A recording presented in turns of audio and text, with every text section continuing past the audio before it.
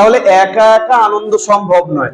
গোবিন্দও ঠিক তেমন না, ভগবান চাইলে নিজের মধ্যেই আনন্দ খুঁজে পেতেন। তিনি হলেন আনন্দ গণবিগ্রহ, সমস্ত আনন্দ তার মধ্যেই। কিন্তু প্রভু চাইলেন একটু লীলা করবার জন্য, তাই কি করলেন, এক থেকে দুই হলেন, এক থেকে দুই হলেন। এক আচার্য খুব সুন্দর বুঝিয়েছেন, রাধা আর কৃষ্ণ আলাদা নয়, এক থেকে দুই হয়েছে। এই এক থেকে দুই হওয়াটা কেমন, খুব মজার প্রসঙ্গ আছে, ভালো করে শুনো। এক আচার্য আমাদেরকে বোঝাচ্ছেন, আমরা কলিহত জীব, তো আমরা ভগবানের লীলাকে সহজে বুঝতে পারি না, আমাদের বুদ্ধি সীমিত।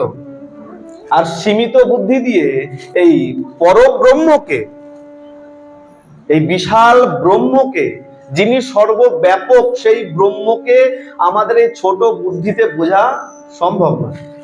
তা আচার্যরা কি করেছেন, খুব সহজ সহজ কিছু উপমা দিয়ে, কিছু কাহিনীর মধ্য দিয়ে আমাদেরকে বুঝিয়েছেন। তা তিনি, এক আচার্য, তিনি বোঝাচ্ছেন রাধা কৃষ্ণ কেমন।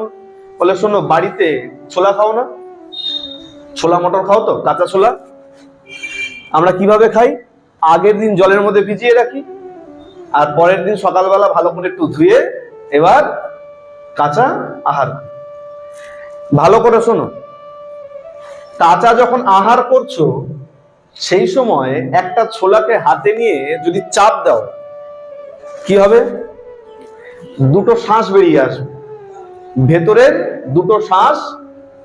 আচ্ছা এইবার বলো, ওই দুটো শ্বাসের মধ্যে কোনটা ছোলা আর কোনটা ছোলা না? দুটোই ছোলা।